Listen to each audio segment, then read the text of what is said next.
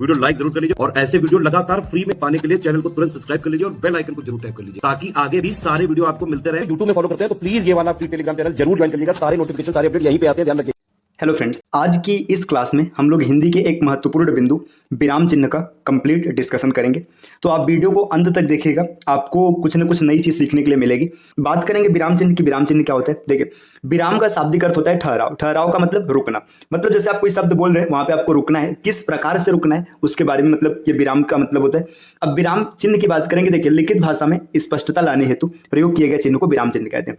जैसे देखिए, जब हम कोई चीज बोलते हैं ना, जैसे एक शब्द बोला गया या फिर कोई भी एक वाक्य बोला गया, उस वाक्य में जिस स्थान पे विराम लगेगा वैसे उसका अर्थ निकलेगा। जैसे एक वाक्य है, पढ़ो मत खेलो, ये वाक्य लिखा गया। देखिए, आप इसको दो तरीके से बोल सकते हैं। कैसे? देखो, यहाँ पे विराम ये लगा है ना, ये लगा है पढ़ो, है ना, फिर यहाँ पे विराम चिन्ह लगा है, आगे लिखा है मत खेलो, है ना। तो देखिए, जब आपने ऐसा बोला पढ़ो मत खेलो, तो इसका तात्पर्य ये निकल रहा है कि आपको पढ़ने के लिए बोला जा रहा है, खेलने के लिए मना किया जा रहा है। ठीक, वापस से आपने बोला पढ़ो मत खेलो, है ना। देखिए, यहाँ पे आपने विराम चिन्ह को जैसे ही बदल दिया तो आपका क्या हो गया, इसका दूसरे का अर्थ ये निकलने लगा कि आपको पढ़ना नहीं है, आपको खेलना है। तो विराम चिन्ह देखिए, जब हम शब्दों को बोलते हैं तो वहां पे हमारी भावनाएं प्रकट होती हैं, लेकिन जब लिखित भाषा में उसको प्रस्तुत किया जाता है तो वहां पे कोई भावना नहीं होती है। तो विराम चिन्ह वहां पे भावना जागृत करने का कार्य करते हैं। अब हिंदी के विराम चिन्हों की बात करेंगे तो कामता प्रसाद गुरु, है ना, ये हिंदी के एक प्रसिद्ध विद्वान है। इनके अनुसार जो विराम चिन्ह है, हिंदी में 20 प्रकार के विराम चिन्ह माने गए। तो देखिए, अलग अलग हिंदी के जानकारों के अनुसार अलग अलग विराम चिन्ह माना गया। हम लोग कामता प्रसाद गुरु के हिसाब से बात करेंगे। तो देखते हैं ये विराम चिन्ह कौन कौन से। देखिए, इन्होंने विराम चिन्ह में किस किस को रखा है। सबसे पहले अल्प विराम। अल्प विराम को स्वल्प विराम भी कहते हैं, इसे इंग्लिश में कॉमा कहा जाता है, ये इसका चिन्ह है। इस प्रकार आगे है अर्ध विराम, जिसको सेमी कॉलन कहते हैं, सेमी कॉलन का चिन्ह ये दिया है। अगला जो आपका है पूर्ण विराम, जिसको अंग्रेजी में फुल स्टॉप कहा जाता है, इसका साइन ये है ना। आगे दिया है उप विराम, इसको कॉलम कहते हैं, कॉलन, है ना, कॉलन का साइन यहाँ पर दिया है। नेक्स्ट विस्मयादि बोधक विराम चिन्ह, इंग्लिश में इंटरजेक्शन है, यहाँ पे आश्चर्य वाली बात होगी, है ना। प्रश्नवाचक चिन्ह इंटेरोगेटिव, ये इसका साइन है ना। अवतरण या उद्धरण चिन्ह, है ना, इसे इन्वर्टेड कॉमा कहते हैं। देखिए, इन्वर्टेड कॉमा ना दो तरीके का होता है, एक सिंगल मतलब एकल होता है और एक होता है डबल। डबल का मतलब दो रहेगा। तो यहाँ पे जो साइन बनाया ना, ये डबल का है, सिंगल वाला आपको आगे बताया जाएगा। आगे विराम चिन्ह में कोष्टक है। देखिए, कोष्टक है, छोटा कोष्टक है, ये मझला कोष्टक है, और ये बड़ा कोष्टक है, इसको इंग्लिश में ब्रैकेट कहते हैं। हाइफन, हाइफन का मतलब होता है योजक। लाघव चिन्ह, लाघव चिन्ह क्या है अभी आगे बताया जाएगा। विवरण चिन्ह, तो यहाँ पे 11 हो गए और भी आगे बढ़ेंगे। देखिए, इसके बाद यहाँ पर दिया है निर्देशन चिन्ह, जिसको डैश कहते हैं, है ना। पुनरुक्ति चिन्ह, रेखांकन मतलब अंडरलाइन। त्रुटिबोधक, त्रुटिबोधक को विस्मरण चिन्ह या फिर हंस पद भी कहा जाता है। आगे है पदलोप चिन्ह, ओमिशन, है ना। तुल्यता सूचक, इसको इक्वल टू कहा जाता है। टीका सूचक, टीका सूचक का साइन अभी आपको आगे वर्णित किया जाएगा क्या होता है। समाप्ति सूचक ये रहा, और लास्ट में विसर्ग, विसर्ग का चिन्ह कुछ ऐसा होता है। तो देखिए, ये 20 प्रकार के विराम चिन्ह है जिसे कामता प्रसाद गुरु ने वर्णित किया है। अब एक एक विराम चिन्ह और उसके मतलब को हम समझेंगे कि इसका मतलब क्या होता है, इसे कहाँ पे प्रयोग किया जाता है। देखिए, कामता प्रसाद गुरु ने जितने भी विराम चिन्ह लिए सब अंग्रेजी भाषा से उठाया गया। तो अब चलिए स्टार्ट करते हैं विराम चिन्हों के बारे में।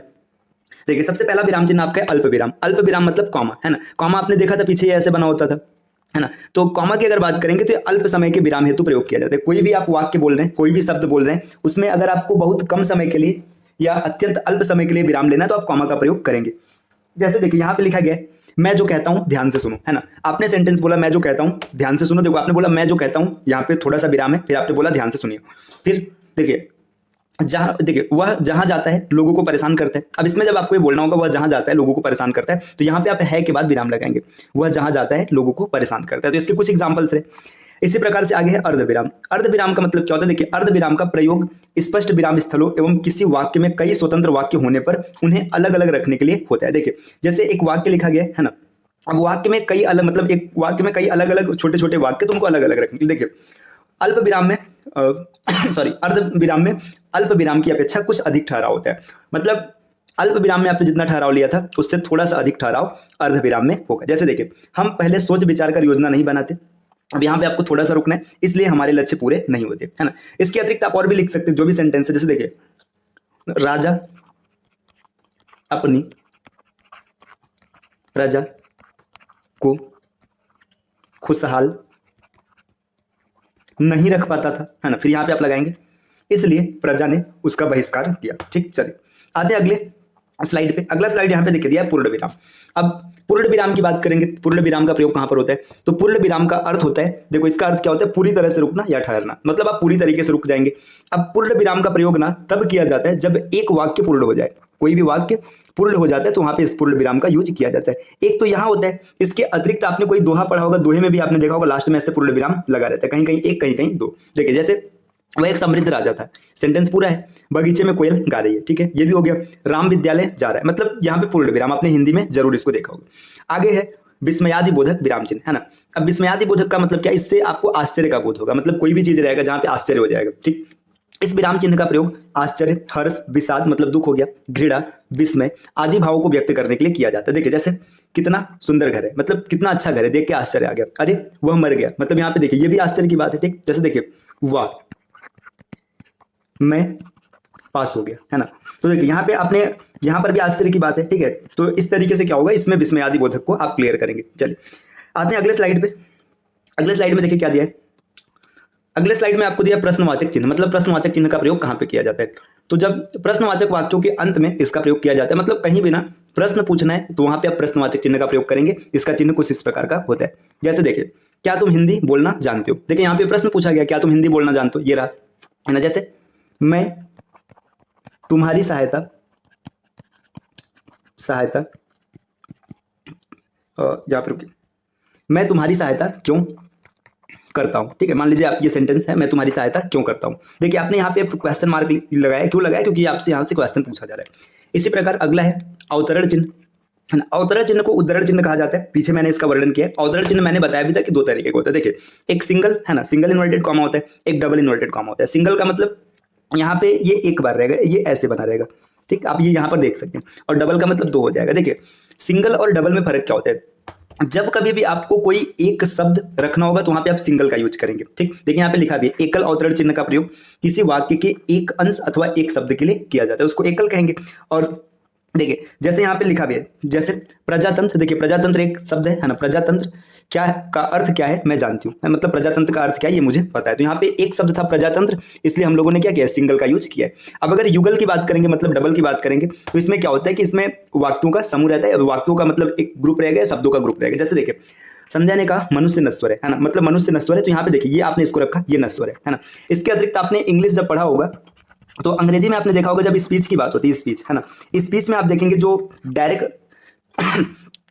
जब स्पीच को दिया जाता है, जब वहां पे नरेशन की बात आती है ना, नरेशन में जो डायरेक्ट स्पीच होता है ना, मतलब डायरेक्ट शब्दों को रखा जाता है, उसमें क्या किया जाता है, उसमें डबल इन्वर्टेड कॉमा का यूज किया जाता है। चलिए नेक्स्ट अगले स्लाइड पर आते हैं। देखिए आगे अगला डेटा क्या दिया, कोष्टक चिन्ह। अब कोष्टक चिन्ह की बात करेंगे, कोष्टक चिन्ह का प्रयोग कहाँ पे किया जाता है। तो कोष्टक ऐसे होते तो चार तरीके के, लेकिन हिंदी में तीन कोष्टक चिन्हों का प्रयोग किया जाता है। देखिए तीन कौन कौन सा, एक छोटा कोष्टक, है ना, दूसरा मझला कोष्टक और तीसरा बड़ा कोष्टक। इन तीन चिन्हों का प्रयोग हिंदी में किया जाता है। देखिए अब छोटा कोष्टक क्या होता है, किसी शब्द का अर्थ स्पष्ट करने के लिए लघु कोष्टक मतलब छोटे कोष्टक का प्रयोग किया जाता है। देखिए छोटे ब्रैकेट में जो भी चीज लिखी रहती है ना, वाक्य पढ़ते समय उसको नहीं पढ़ा जाता है। जैसे सुमित्रा ने उर्मिला से कहा, देखो सुमित्रा उर्मिला ने कितना सहा है कौन सहेगा, मतलब ये सेंटेंस थोड़ा सा गलत लिखा है, रुकिए मैं इसको सही कर देता हूं, है ना। देख सुमित्रा ने कहा,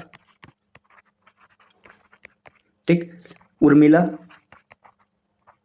ने जितना, देखो यहां पे ब्रैकेट में दर्द लिख दिया, सहा है कौन सहेगा, ठीक है। अब सुमित्रा ने कहा उर्मिला ने जितना सहा है कौन सहेगा। अब यहाँ पे दर्द लिखा है ना, तो दर्द उसको एक्सप्लेन कर रहा है, यहाँ पे दर्द आपको पढ़ना नहीं है ना, मतलब ये नियम होता है। चलिए और आगे बढ़ते हैं। देखिए बड़ा कोष्टक इसकी बात करेंगे, तो बड़ा कोष्टक जो होता है किसी कथन की पृष्ठभूमि स्पष्ट करने के लिए इसका प्रयोग किया जाता है, कोई अतिरिक्त डेटा देना उसके लिए, ठीक।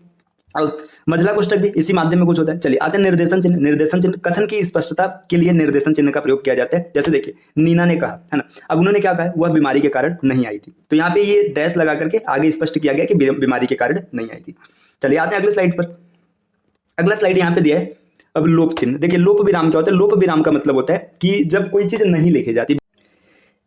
देखिए फिर हम लोग बात करेंगे लोप विराम। लोप विराम क्या होता है, जब किसी कथन को कहना नहीं हो बल्कि पाठक को विचार करने के लिए, उसकी कल्पना करने के लिए छोड़ना हो, तो तीन बिंदुओं का लोप चिन्ह लगता है। देखिए लोप चिन्ह का मतलब क्या है कि आप कोई बात बोल रहे हो, ठीक है, आपने क्या किया, आपने ऐसे डॉट डॉट डॉट लगा के छोड़ दिया। इसका मतलब कि अब आप आगे नहीं बता रहे, अब आप छोड़ रहे हैं उस सामने वाले के ऊपर कि आपको विचार करे, ठीक है। देखो जैसे यहाँ पे देखो, तुम ठीक रास्ते पर चलो वरना, है ना, आपने यहाँ पे डॉट डॉट डॉट लगा के छोड़ दिया। इसका मतलब है कि अब आगे क्या होगा, तुम विचार करो, ठीक। जैसे देखो राम ने कहा वह कल सुबह तक नहीं आया तो, है ना। देखिए यहाँ पे क्या है कि वह कल सुबह तक नहीं आया तो, इसका मतलब आगे क्या होगा, ये चीज है, ठीक। अब आगे बात करेंगे लाघव विराम। देखिए लाघव विराम की अगर बात किया जाएगा, लाघव विराम क्या होता है, किसी बड़े शब्दों को छोटे रूप में लिखने के लिए लाघव विराम का प्रयोग किया जाता है। जैसे यहाँ पे डॉक्टर लिखा है, पुल्लिंग लिंग है। देखिए आपने देखा होगा जैसे लिखा जाता है पूर्व माध्यमिक विद्यालय, है ना, ऐसे लिखा रहता है पूर्व माध्यमिक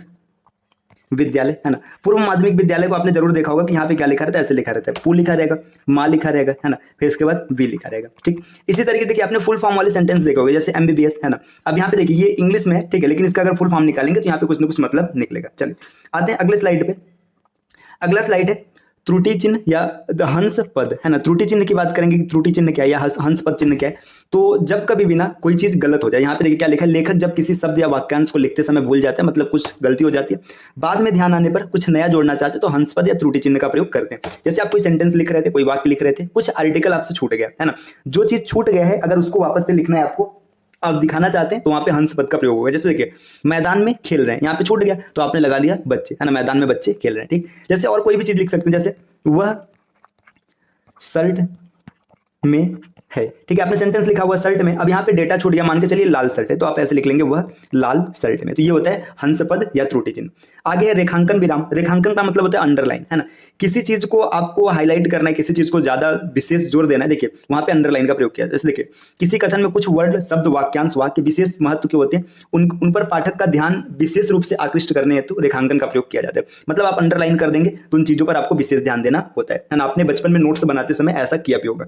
चलिए नेक्स्ट स्लाइड पर आते हैं, अगला स्लाइड, है ना। अगले स्लाइड पे देखिए क्या दिया, अगले स्लाइड पे इंफॉर्मेशन है विवरण चिन्ह। विवरण चिन्ह का मतलब जैसे आप आगे कुछ बताना चाहते हैं, आपने कभी नोट्स बनाया होगा, लिखा होगा कि जिसका वर्णन निम्नलिखित है, फिर आप ऐसे विवरण चिन्ह लगाते हैं कि नीचे इसका वर्णन दिया गया। देखिए किसी कथन पर विस्तार करना हो, व्याख्या विश्लेषण करना हो तो विवरण चिन्ह का प्रयोग करते हैं। जैसे देखिए भारत में मानसून के निम्नलिखित कारण है, आपने डैश लगा दिया, अब यहाँ पे जो भी कारण है आप नीचे से लिखेंगे, ये विवरण चिन्ह का मतलब है। अब आगे है अनुवृत्ति चिन्ह। अनुवृत्ति चिन्ह का मतलब क्या होता है, देखिए ये ना आवृत्ति चिन्ह भी आप इसको बोल सकते हैं। जब लिखे हुए शब्द या वाक्य के नीचे सेम आवृत्ति हो, जैसे देखिए यहाँ पे ना श्रीमती अनीता देवी, देखिए आपको श्रीमती लिखना है तो आप ये साइन ऐसे लगा देंगे, इसका मतलब नीचे सेम आएगा। जैसे देखिए राम एक मेहनती लड़का है, आपने एक सेंटेंस लिखा, है ना। अब आगे आपको लिखना है कि श्याम एक मेहनती लड़का है, तो आप लिखेंगे श्याम, है ना, और ऐसे पूरा डैश दे देंगे। इसका मतलब क्या है कि एक मेहनती लड़का है ना, इसको अनुवृत्ति चिन्ह या आवृत्ति चिन्ह कहा जाता है। आगे है देखिए विकल्प चिन्ह। जब कई विकल्पों को एक साथ प्रस्तुत करना होता है तो वहां पे विकल्प चिन्ह का प्रयोग किया जाता है, ठीक। चलिए और आगे बढ़ते हैं। देखिए जैसे देखिए यहाँ पे आपको दिया, देखिए स्मरण चिन्ह, हंस पद, त्रुटि चिन्ह, है ना, इसकी बात करेंगे क्या होता है, देखिए ये सब हो गए, है ना। अब यहाँ पे ये सब ऑप्शन दिया जा रहा है, ठीक है। जैसे कि यहाँ पे आपने विकल्प दे दिया कि ये, जैसे आपने और पढ़ा है ना, और इंग्लिश में या हिंदी में या लिखा जाता है तो उसका जो चिन्ह होता है यही आपका विकल्प चिन्ह है। आगे है योजक चिन्ह। योजक चिन्ह मतलब जोड़ने का काम करेगा, इसको इंग्लिश में हाइफन कहते हैं, है ना। हाइफन चीजों को जोड़ने का कार्य करेगा। जैसे देखिए योजक चिन्ह दो शब्दों को जोड़ने, समास बनाने, शब्द एवं कारक चिन्हों को जोड़ने के लिए प्रयुक्त होता है। जैसे देखिए यहाँ पे माता पिता, आपने माता और पिता को इस चिन्ह से जोड़ दिया। आपने लिखा पद यात्रा, आपने पद और यात्रा को जोड़ दिया। गृह कार्य, आपने इसको जोड़ दिया, तो यहाँ पे इसको योजक चिन्ह कहेंगे, इसको इंग्लिश में हाइफन कहा जाता है। आगे अपूर्ण विराम। अपूर्ण विराम क्या होता है, जहां पर एक मतव्य के भी एक से अधिक भाग होते हैं, उस मतव्य के पूर्व भाग के बाद अपूर्ण विराम का प्रयोग करते हैं। जैसे अहिंसा मनुष्यता है, ठीक है, हिंसा पशुत्व, ठीक है, तो यहाँ पे आपने अपूर्ण विराम का प्रयोग किया है। चलिए आते हैं नेक्स्ट अगले स्लाइड पर। देखिए अगले स्लाइड पे यहाँ पे क्या दिया, अगला स्लाइड है, देखिए उपविराम। उपविराम का मतलब है विशेष तौर पर किसी कथन को दिखाने हेतु उपविराम का प्रयोग किया जाता है, ठीक है। कोई कथन रहेगा उसको दिखाना होगा तो वहां पे आप उपविराम का प्रयोग करेंगे।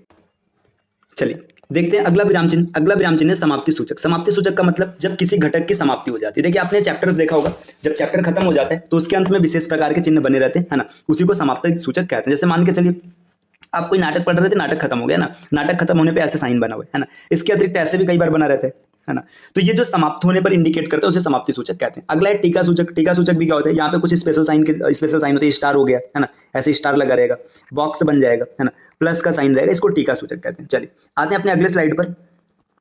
ठीक, देखिए यहां तक हम लोगों ने क्या किया, हम लोगों ने कुछ मतलब विराम चिन्ह कितने प्रकार के होते हैं इसको मैंने पूरा वर्णित कर दिया। अब विराम चिन्ह से क्वेश्चन जिस प्रकार के आते हैं, है ना, तो वहां पे क्या होगा, अब इसको अगली क्लास में डिस्कस किया जाएगा। फिर भी मैं आपको एक आध दो क्वेश्चन यहाँ पे करके दिखा देता हूँ कि विराम चिन्ह। देखिए हम लोगों ने विराम चिन्ह को पूरा कर लिया है ना। अब विराम चिन्ह से जुड़े कुछ प्रश्न मैंने यहाँ पर लिखा हुआ है ना, ये प्रश्न मैंने अभी लिखा है ना। विराम चिन्ह डन करने के बाद अब यहाँ पे आपको उचित विराम चिन्ह लगाना है। वाक्य नंबर 1, 2, 3, 4 इसमें क्या विराम चिन्ह आएगा जिससे वाक्य पूरी तरीके से सही हो जाए, ये आपको कमेंट करना है। ठीक, वीडियो पॉज कीजिएगा, इसको कमेंट कीजिएगा, या फिर आप अपने मन में इसको सेट कर लीजिएगा कि यहाँ पे यही चीज लगेगा। इसके बाद आप उत्तर देखेगा कि आपका 4 में से कितना प्रश्न सही है। देखिए, माता पिता के चरणों में स्वर्ग होता है। देखिए, आपने अभी अभी देखा था हाइफन का प्रयोग दो शब्दों को जोड़ने के लिए करते हैं। तो यहाँ पे माता पिता है ना, के चरणों में स्वर्ग होता है, तो यहाँ पे हाइफन लगेगा, माता पिता के चरणों में स्वर्ग होता है। अब ये वाक्य बिल्कुल सही है। दूसरा वाक्य क्या कहा, वह ईमानदार है। देखो, सबसे पहले तो क्वेश्चन मार्क है, मतलब क्वेश्चन चिन्ह दिख रहा है, तो यहाँ पे क्वेश्चन मार्क लगेगा पहला। अब देखिए क्या कहा है ना, यहाँ पे हल्का सा विराम आएगा, क्या कहा मतलब थोड़ा सा सरप्राइज हो रहा है ना, तो यहाँ पे ये कॉमा लगेगा, फिर क्वेश्चन मार्क। अगला है सेठ अमरनाथ अपने बच्चों को उलझाकर चले गए, है ना। देखिए सेठ अमरनाथ, है ना, अब यहाँ पे कॉमा लगेगा, अपने बच्चों को उलझाकर चले गए, है ना, तो ये बिल्कुल सही हो जाएगा। अगला है नहीं, यह नहीं हो सकता, है ना। देखो, जब आप बोलेंगे नहीं, फिर यहाँ पे विराम 100% आएगा, तो यहाँ पे लगाएंगे नहीं, यह नहीं हो सकता। तो ये विराम चिन्ह की हम लोगों की कंप्लीट क्लास रही।